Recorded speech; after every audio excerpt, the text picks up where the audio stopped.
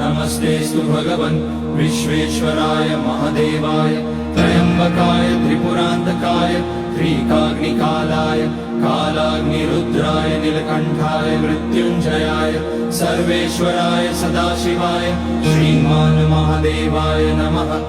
ॐ नमः शम्भवाय च मयोपवाय च नमः शङ्कराय च मयस्कराय च नमः शिवाय च शिवतराय च।